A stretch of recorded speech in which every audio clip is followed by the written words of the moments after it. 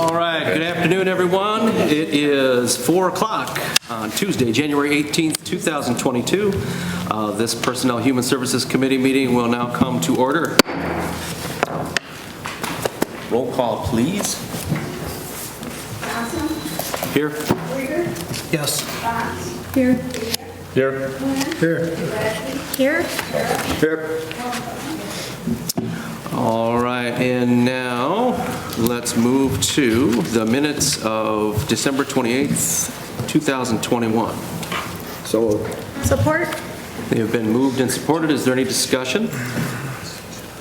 Seeing none, all in favor? Aye. All opposed? There we go, minutes are taken care of. Now comes the moment where we will have public input. If anyone would like to speak at this time, you may come up to the podium, state your name. Got a 5-minute time limit if you could, please. Who's our timekeeper? I got it. Thank you, though. I'm Carol Hill. Afternoon, Carol. How y'all doing? Oh, and sign in if you can, Carol. I'm sorry if I didn't give you that information. Okay. Deanne's always here to keep everybody honest. She tries. She's awesome. Your pen's dying here. Uh-oh. I'd give you mine, but it's been in a lot of Oh, you got places another one today. here. All right. This is, I don't know if it really pertains to here, but I just wanted to say something about what's going on, not just here, but in the entire country. But it affects us here, too.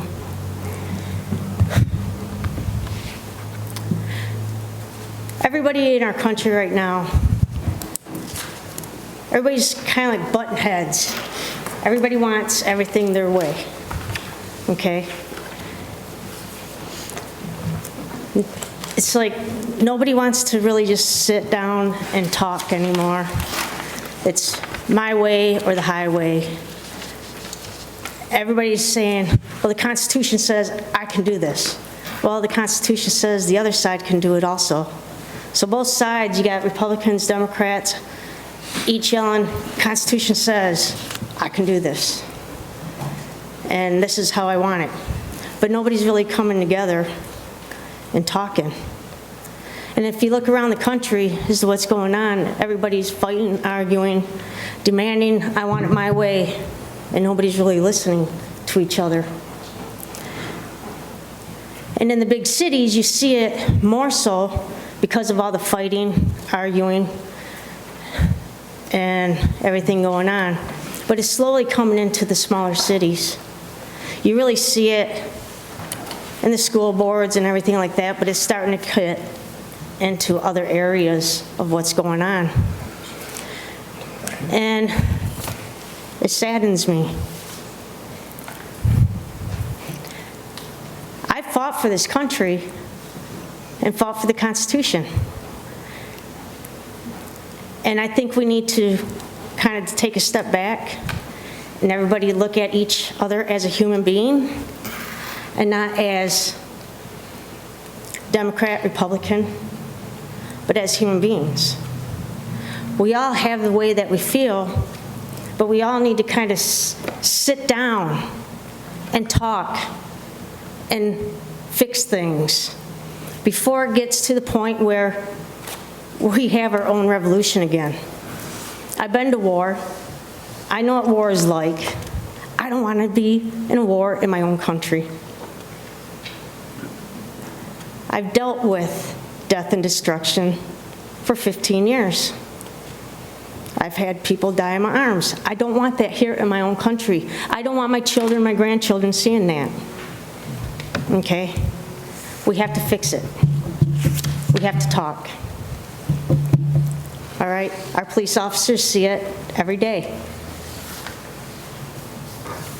Thank you. All right? And that's about all I got to say. Thank you. Thank you, Carol. Is anyone else? All right. Carol, I just want to thank you for coming and sharing, as you did last time. I think one of the things that brings people together is the sharing of stories. common stories that many of us have, experiences. Conversations like that are really what draw people together, so thank you for coming in. All right, moving on into petitions and communications. Article 10, Section 4 indicates that we need to have a bit of like a vote or to go through to create this opportunity to do a board concurrence to be able to add on our agenda in a late item for accepting a resolution on a new finance officer. So I need someone, if we can, someone would be interested. It is moved. Support? It is supported. Discussion. Yeah, well, we're going to put something on the agenda, and we need Article 10, Section 4. In Article 10, Section 4, if you wanted to add something in late, it has to be okayed by a vote of 4 commissioners, I believe.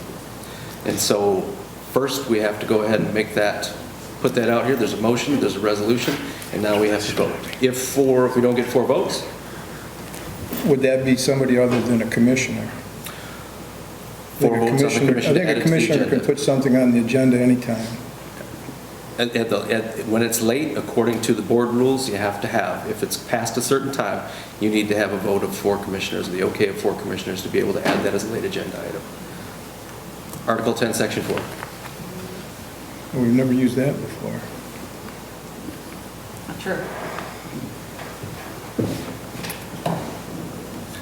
It's been moved and supported. Any discussion? I just had a question. 4 is not quite 2/3. It's a little short of 2/3. So I guess your ruling is 4 is enough. You don't need 5.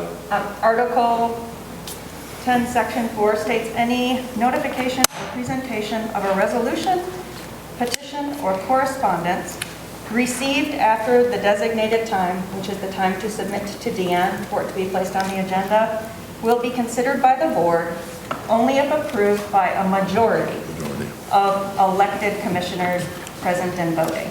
Additional agenda items shall be noted by the chairperson at the beginning of the meeting. We missed this agenda deadline because the appointment was not made until after the agenda deadline was passed, or the position was not vacated. I just thought it was 2/3, but just No, majority. majority. Okay, Yeah. thank you. Any other discussion? So it has been moved and supported. All in favor?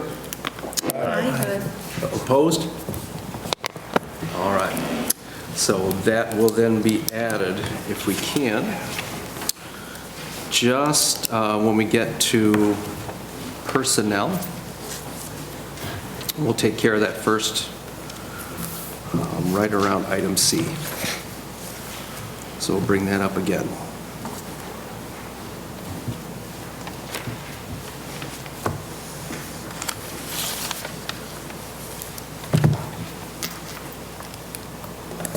All right. So now we'll move back into the regular order with petitions and communications. So item A, Corporation Counsel's JustFOIA software and license agreement. Seeking approval for an agreement with 2-year renewal option with JustFOIA. I'll make the motion. Support. Moved and supported. Any discussion? A question or a point of Commissioner clarification? Fox. In the proposal, it says the annual cost for a software license with 50 users, 50 user roles. So are we paying for, how many people will be using this? Are we farming it out to 50 people? Did we buy 50 different licenses, or was that arranged for that set price, or? I believe that it was arranged for that set price. Jason Hoppy, who is our designated FOIA coordinator, is actually here, so he can answer any of the questions that you have. Hi. Yep, that's arranged for that set price. The departments we work with, we have a liaison that we work with specifically on records requests. So that would be more than enough user roles for us to utilize this software. How It's many not- user roles do we plan to utilize? Roughly? It's hard to say. I know for a fact it's under 50.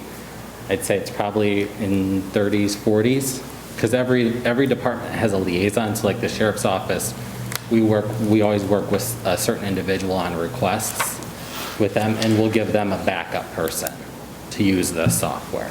So basically, they're going to use the software to provide us with the records, and we'll move forward with reviewing and redacting anything, if it's necessary. So what I heard you say was the corporate counsel office will use licenses, but folks in other departments that you need to communicate with Yep. also need a license. Correct, and that will be covered with this. Okay, thank you. Yep.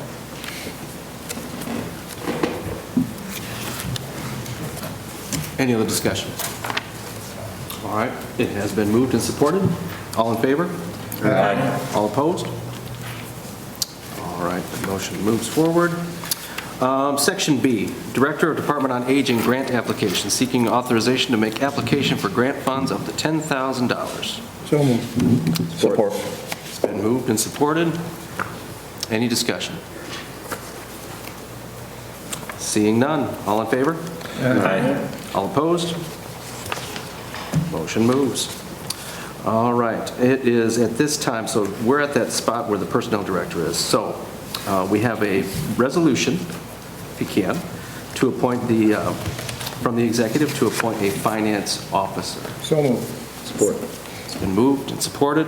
Any discussion? Mr. Chairman, if I could, I'd just like to mention some of the reasons why I think Chris would be an excellent finance director. And as you know, Chris has been employed with Bay County since 2007 and has served as the director of Central Dispatch since 2013. In his time with Bay County, Chris has shown exceptional leadership skills and has been recognized by many outside organizations for his leadership contributions.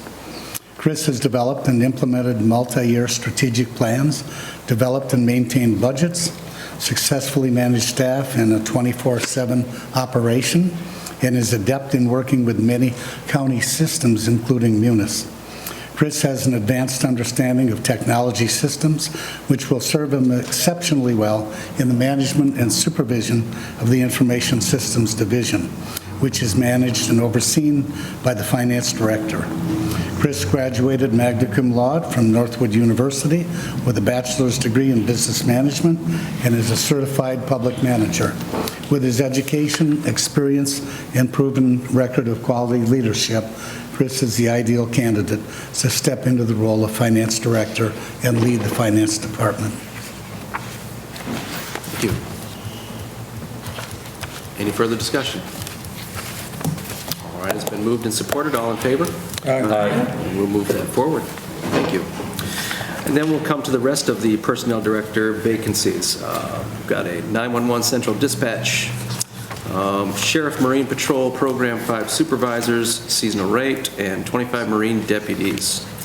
Also, in a reauthorization of the Health Department reorganization, seeking an extension of board-approved reorganization of the Health Department in response to COVID-19 needs while grant funds are available. So moved. Support.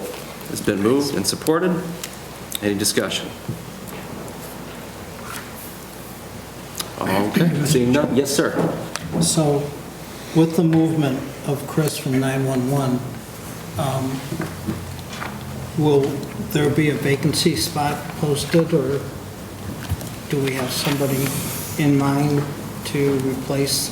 Well, Ryan Gale has served in a capacity with Chris, and I think he is probably the individual who would be most likely the best candidate. But I'm wondering if Chris would want to speak to some of Ryan's qualifications, and he would be a member of the cabinet. So again, it would be direct appointment under Public Act 139. I was going to say, because of Act 139, it's not something that has to be posted. No, it It's doesn't your have to be. discretion.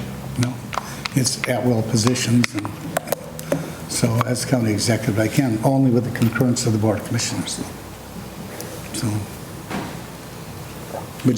Chris, would you want to speak to some of Ryan's qualifications? Do you have confidence he could take Yeah. over in your stead? Just off the cuff, Ryan's been serving in 911 for over 10 years. He's been the deputy director, assistant director for over 3 years now.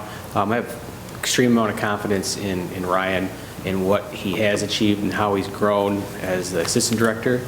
And there's a very high ceiling for Ryan. Just leadership-wise, some of the things that he brings to the table, he is currently a captain in the National Guard.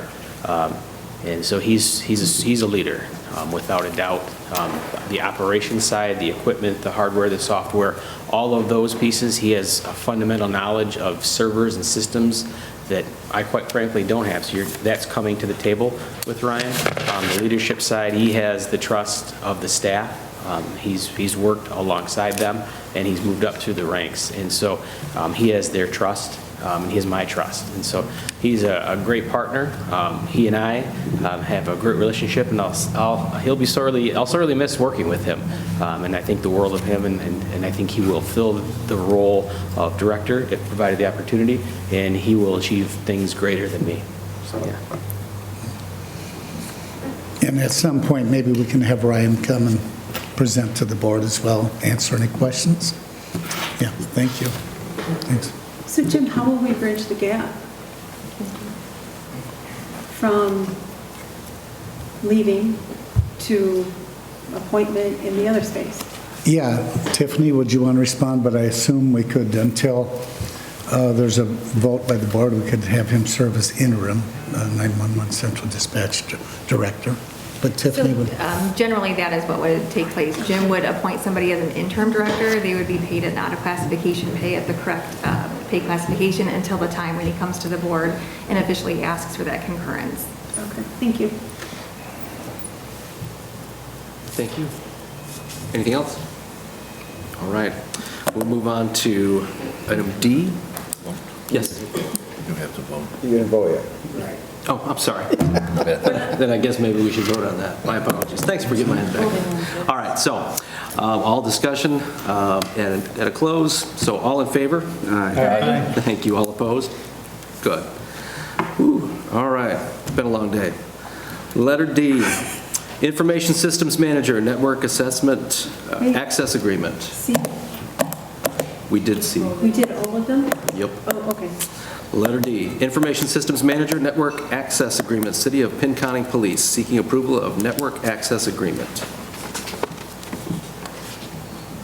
So moved. Been moved? Support. Support? Moved and supported? Any discussion? Yes, sir. So the dollar figure that comes up is $500. And maybe who can address this for us?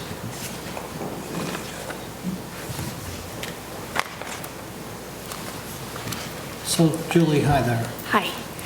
So typically what happens is on the IT side, we do a lot of system checks and verification, and essentially we set up part of a system for police agencies to run their office from our network. And so the $500 a year would cover our cost that it would take for us to do any system checks, if we need licensing for their computers to be monitored and so forth, that $500 would cover that. No, that's a pretty good deal, because usually some salary is well So above typically, $500 a each week. agency is separate, so essentially each agency should pay for the fee. So in the case of Pinconning, it's $500 because they're only going to have 1 or 2 computers. So if it was an agency that had more computers that were doing access and we needed to do some monitoring, their fee might be up. But because it's 1 or 2 computers, that's why the fee is $500. So it's more like a scale. So 500 is the base point, and then it would go up from there. So who's going to set these computers up? So we work with the IT company that the city of Pinconning has hired, IT Right, to set up the computers to connect to our network. And who's paying for that? Pinconning is. Okay. The city of Pinconning is. Okay. Commissioner Begay. Yes, and that includes firewall protection. It does, They'll be paying yes. for that. So we have monitoring that we have to do to make sure everything's set up, and when I say system checks, make sure they don't run out of hard drive space and what they're doing, and make sure, their accounts are set up correctly and so forth. Thank you. Thank you. Okay. Commissioner Krieg. So maybe if I could get the sheriff to address a question.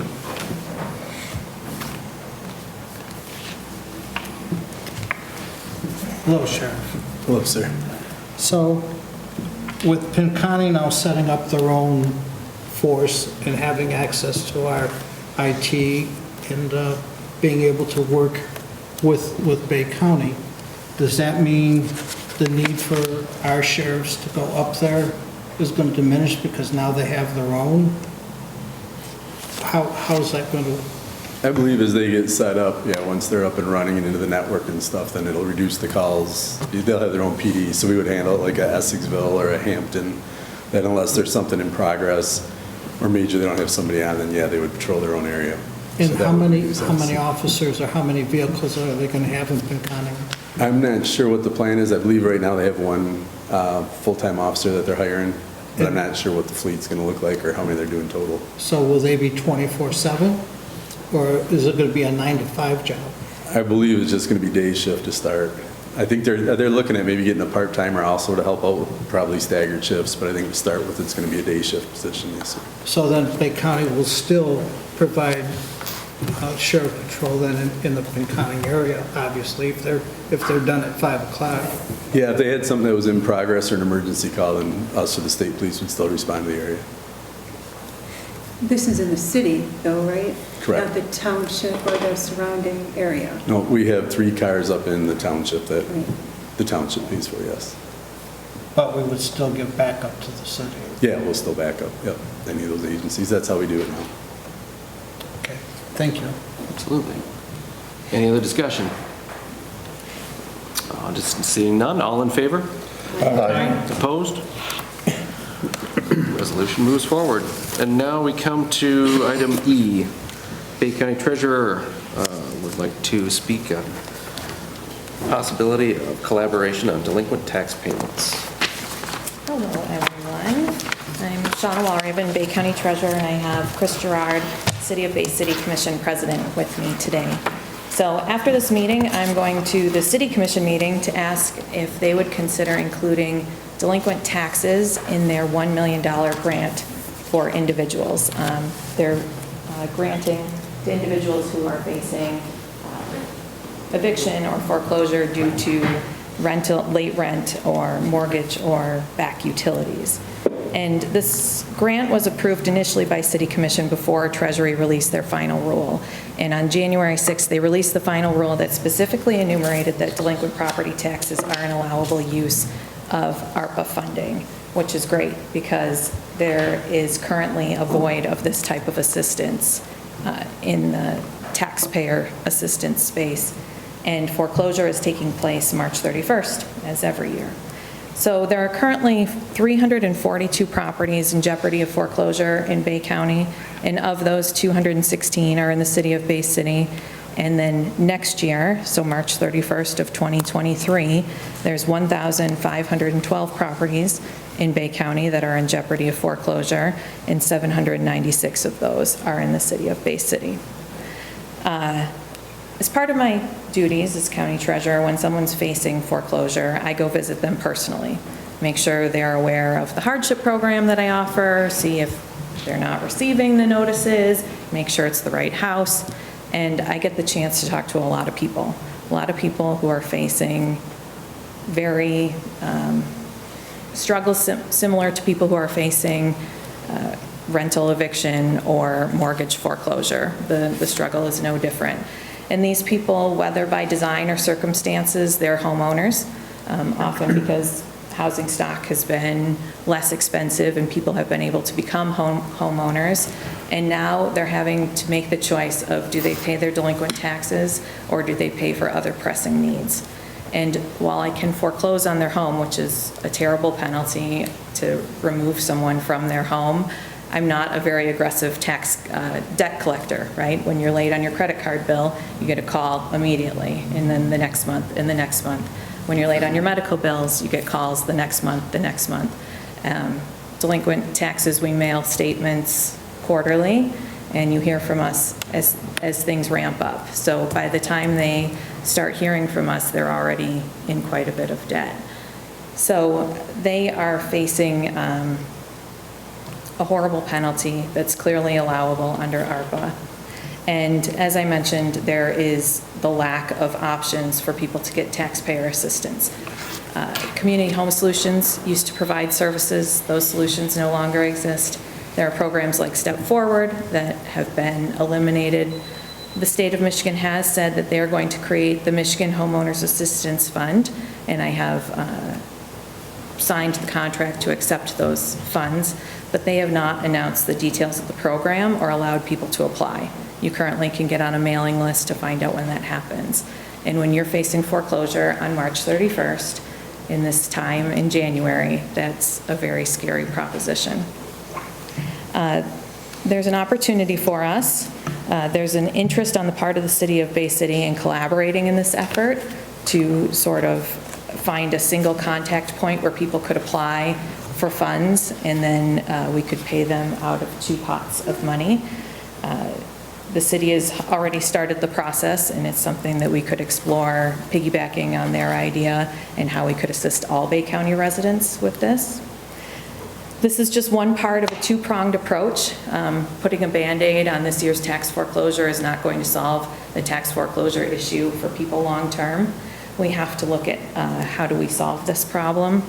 And yes, some people can drown even after you throw them a life preserver. But some people will swim too, and as a community, we need to look at how can we create resources to allow people to set themselves up for success. So some things that have shown success: financial literacy, homeowner improvement courses, assistance in navigating grants. There's also interest in collaboration on this topic with the city of Bay City and how we can make transformative change as it relates to housing in our community. This would require a lot of work. It's no small undertaking and a lot of staff time, but it could be one of the greatest and long-lasting impacts of this ARPA funding. So I appreciate your consideration of this request, and if there is interest in collaborating, I'd be happy to facilitate that. Commissioner Krieger. Yep. So Shauna, you mentioned how many homes are in jeopardy. Do we know what the total cost in 2022 will be? Yes, so it will be, it's $1.2 million in all of Bay County, and in the city, it's $547,000. And you mentioned in 2023. So 2023, I don't have those numbers, and But it's going to be at least $1 million plus. it will be about that. Now, some of these people will come pay. Not all of them are necessarily homeowners or in their homes. Some are second properties or other land. But I think we can look at similar numbers going forward. Okay, so that's another $1 million that's going to come out of our ARPA funds that we've already spent $5+ million. Potentially. I mean, offering the assistance and offering the application doesn't mean that all of those people will apply. Right. And that all of that money would be granted. Just trying to keep a handle on just what we have coming out of the $10 million that we received last year. Definitely. Okay, thank you. Commissioner Begay. So I got a call earlier today from a person who has 3 rental units, lives in Bay County. The people didn't apply for any rental assistance, 3 people, so he hasn't gotten any money. So he's sort of hard up for money, so what can we offer him? I guess given the rental people, the ones that are renting, some money to pay him, but for right now, he's been sitting on no income. Sure, and that's a harder decision for me on a tax hardship basis. I feel my mandate is to keep people in their homes, but it's hard for me to subsidize someone's business. Those renters should apply to the city for their rent assistance program if they're in the city of Bay City, and that's something you could consider if you wanted to do something similar. Would you offer rental assistance? Would you offer landlord assistance? Those are all decisions you could make. Thank you. Commissioner Henry. So I assume that you vet out people who are like these properties, like somebody's second home that they're renting out to people, so they will be vetted out of the process. And there'll be single homeowners who actually live on those properties? So all the parameters are up to you. If you decided you want to do that, and we've had discussions about what the city is going to do and city staff, the idea, correct me if I'm wrong, is to keep it as flexible as possible, and I'll tell you an example why. So I have someone who's routinely within my tax hardship program, which I offer to people without question if they're 100% PRE, so primary residence exemption. However, I have someone who runs their business, how they earn their livelihood out of their home. They are not 100% PRE, they're at a 75%. So I think making the restrictions too tight may eliminate people who are otherwise deserving and should be included in the program. So I'd encourage you to carefully think about any parameters that you're going to set. And so, right, the rental is not included in this, that's not part of this, right? That's not part of my role. Okay. That's part of what the city is doing, but delinquent property taxes are my responsibility. Commissioner Fox. Chris, can you give us a little bit of an overview of the city's program? Sure. Just here on behalf of the treasurer. But yeah, I think anytime we can offer a partnership with the county, that's why I'm standing here before you. But so the parameters of the city are rental assistance, mortgage assistance, and utility assistance. So those are the broad parameters. The city staff are working on the specifics to present to the full commission. But so all those kind of details are being worked out right now. So I don't have the specific exact parameters of how it's going to be distributed. And you're administering it in-house? Yes, we are. Yep. Okay, thank you. Hopefully you answer it. Go ahead, Commissioner Coonan. Sean, are you asking for money from ARPA? Not today. It seems an appropriate use to me, and I think it would be great for the citizens if we could work on a collaboration so any citizen of Bay County could call and get that same type of assistance. People who are in crisis have a hard time navigating, okay, well, this is the form I need to fill out here, and this is the form I need to fill out here. So if we had a single contact point for that assistance, I think that would be great. But no action today. Anything else? Thank you very much. No. I appreciate your consideration of the request. Thank you for coming in. Thank you. All right. And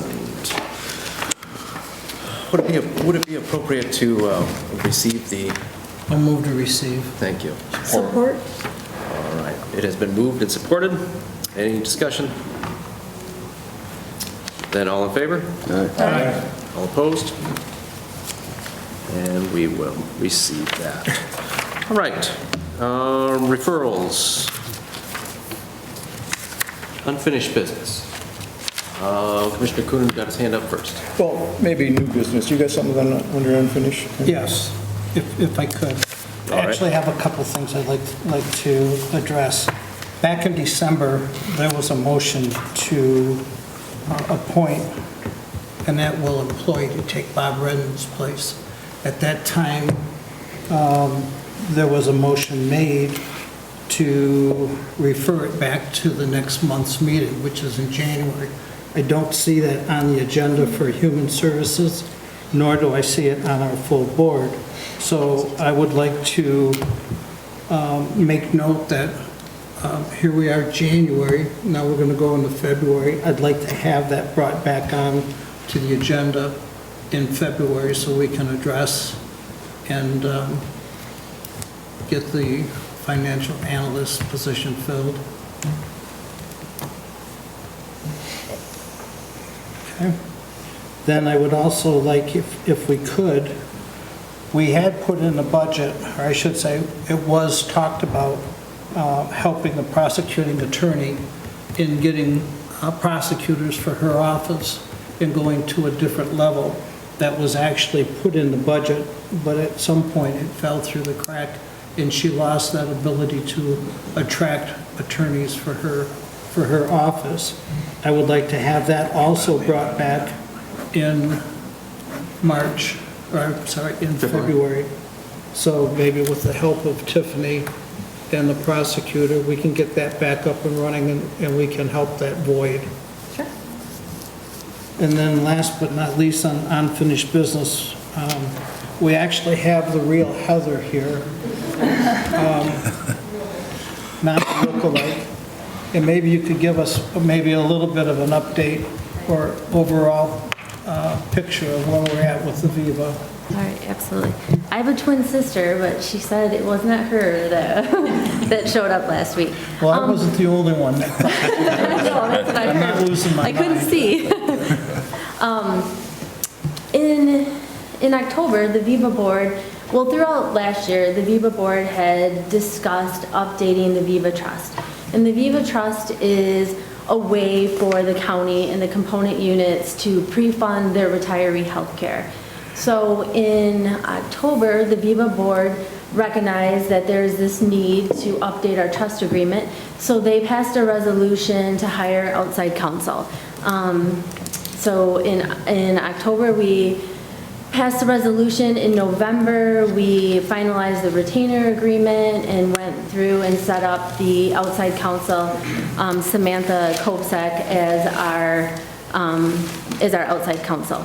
In December, I think in November, I was here saying that I would give you periodic updates to see how the process is going. So to let you know, in December, Jennifer Davenport and I, who's the new retirement administrator, met with outside counsel to discuss the process for amending the VIVA. She gave us an assignment. We have to get her all of the VIVA documents, and in addition to all of the documents from the trust and our tax information.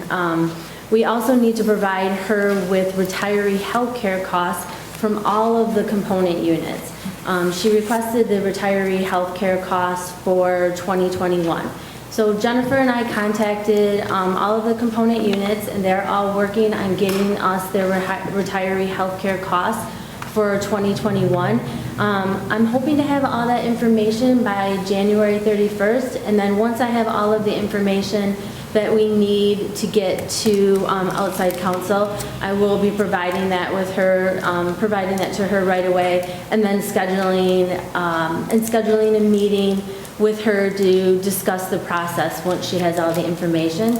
Also, in our December meeting, she indicated that she would like to come and meet with the Viva board, and I would like to extend the invitation to all of the commissioners. She would come and provide kind of a question and answer to tell you, what she expects and what the process will look like. So as soon as I get her all of the information, we'll have a better idea, what the process looks like, and she'd like to come and answer any questions that you have. So we're moving along. It's a little slower process because we have all of the component units and a lot of information, but it's moving forward, and I think we're in good shape to get things resolved, hopefully at the latest by the end of the year. Thank you. Thank you. That's it for me. All right. Commissioner Cooney, did you still have something you wanted to discuss in unfinished business? New business, if that's where you're at. All right. That is the next item on the agenda, new business.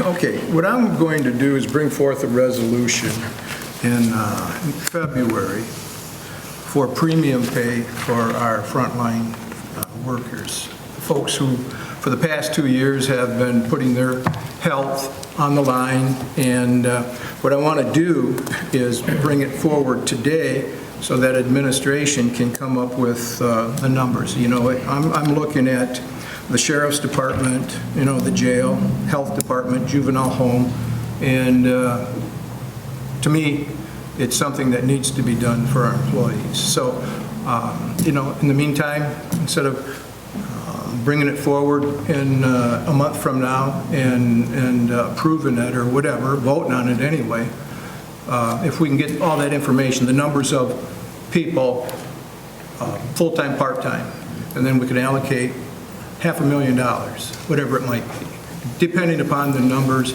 of people who would fall into that category, full-time, part-time, frontline employees. So I just bringing it forward to you, just for discussion. It's going to come that way.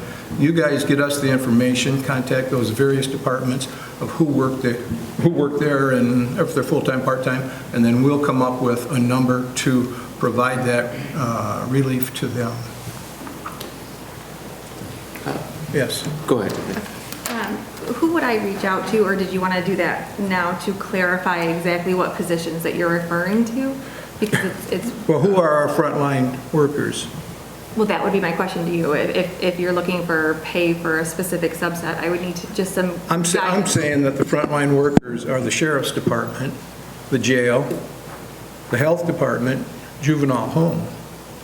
If you think there's others, let me know. Like These- essential talking about employees, like buildings and grounds as well. Oh, yeah, there you go. That's why I'm bringing this forward, so we don't miss anybody. So again, we'd be talking about the types of people who would knowingly come in contact with people who may be positive or unknowingly come in contact because they have to, with the nature of their work, put themselves at some sort of risk. So you're looking at the health department, so the nurses and what have you that work in the clinics.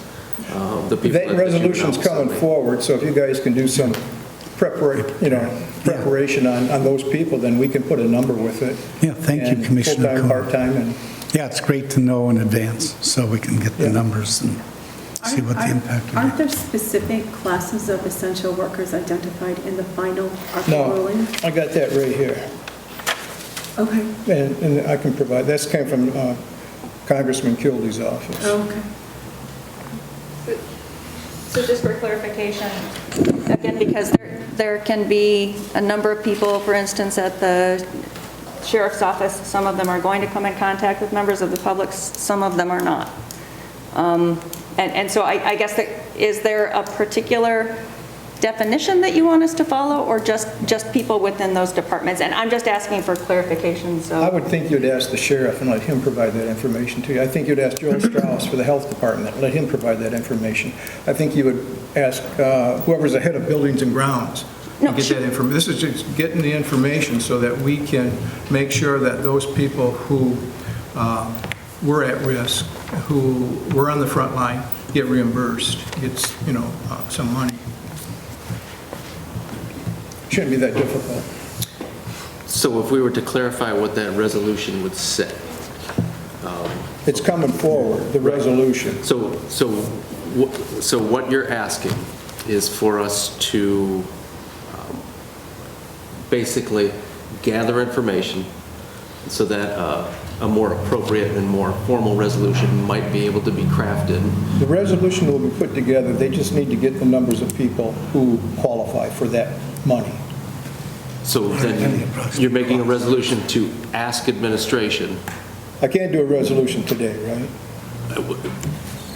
No, I guess not. But I mean, It's just we information. could create it now and move it forward to the next meeting, could we not? So you could make a motion. So move. Support.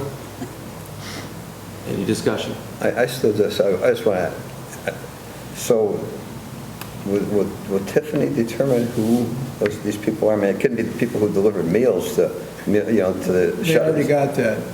Division on Aging already got that. Only for those who were in-home personal care. Is that correct?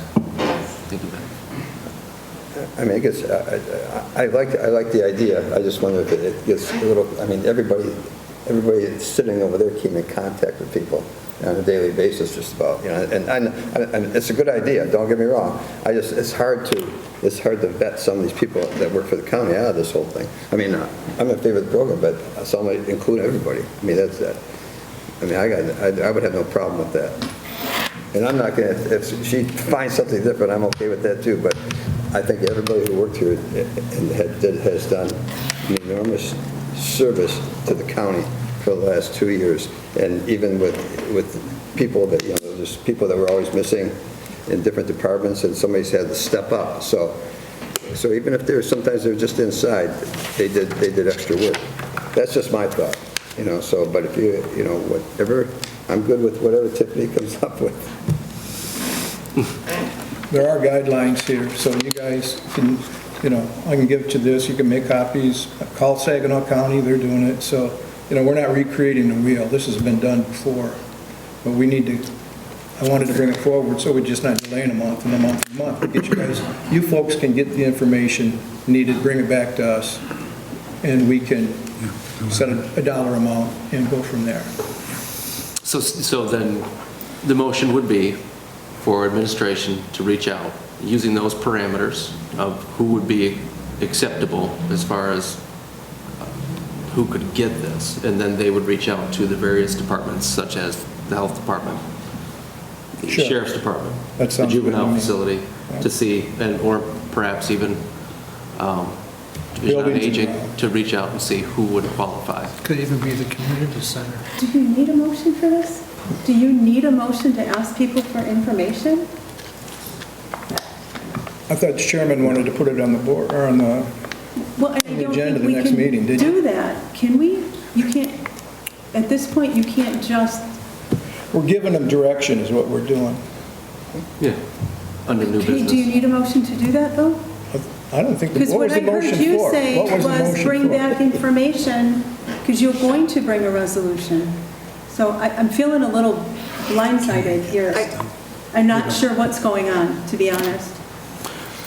Go right ahead. I suppose if there's a motion requesting that administration provide that information to the board, it is something that administration is being asked to do on behalf of the entire board, as opposed to on behalf of just one board person. member. So then the motion is needed because we don't have to vote. Specific direction to do so. And it's been moved and supported. It has been moved and We can supported. do that. It's a motion. We're not in violation of Robert's On a rules motion or because anything? there's no pending resolution. Okay, okay. Yes. Thank you for clarifying. I appreciate it too.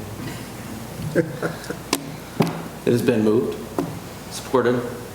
In discussion, any further? We'll bring it to a vote. All in favor? Aye. Opposed? Mr. Chair, one more quick item. Yes. At our Veterans Committee came to our attention, there was some questions about the ventilation system in this building. One of our employees has been getting sick quite a bit, so I guess we'd ask Kristen maybe to look at some of the ventilation in this area. Have we got any plans to change? I know we've talked about the health department and some of the other areas, but is there any looking at what we can do here for ventilation? Get him some orange juice. I can follow up with John Yeah. and get back with you. I can give you more detail of what area.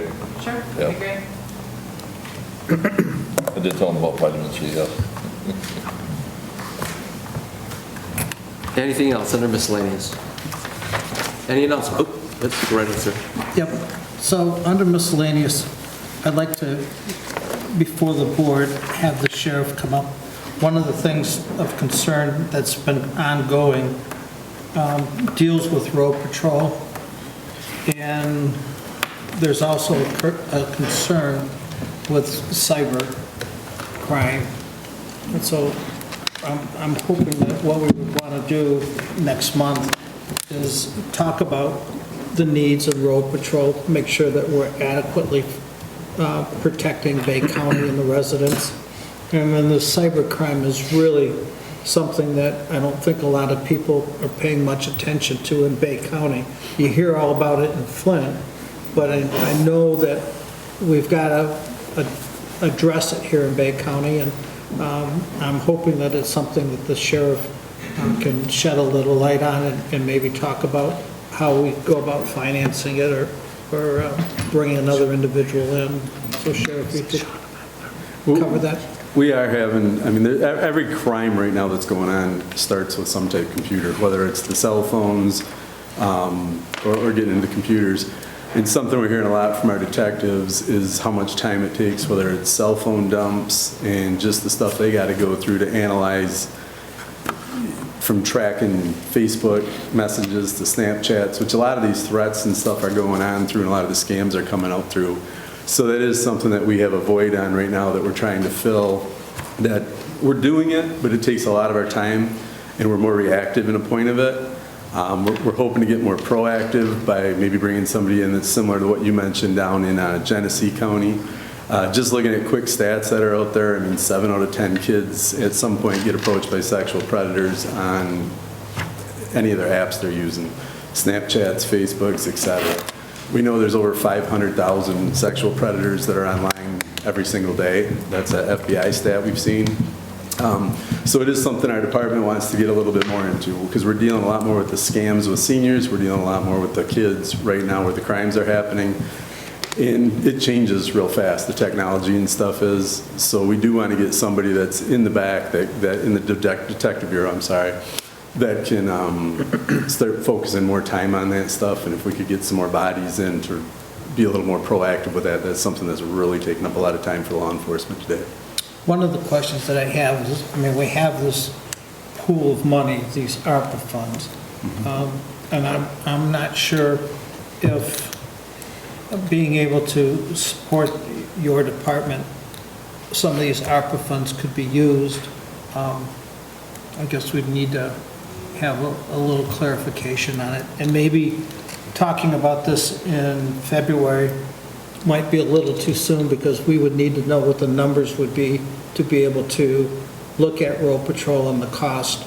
And with Chris just coming on board, I don't think it would be fair for him to be able to give us some numbers, just like it wouldn't be fair to the board only to hear one side of what the cost is without having some type of a financial analyst that could give us the other side of it too. Not saying that there's going to be a large disparity, but I'd like to make sure that we have a check and balance of what goes on between administration and the board when it comes to spending money. So maybe March would be a better, but I think we need to have an open discussion, again, because of some of the voids that I know that you're dealing with, to make sure that not only the residents are kept safe, but the officers that are out there doing the job. So I appreciate everything you guys do. Thank you. Thank you. Thank you. Yeah, I just wanted to say we had a good meeting. I thought good discussion of these issues with the Sheriff's Advisory Committee, and Commissioner Krieger and Commissioner Fox and myself were there.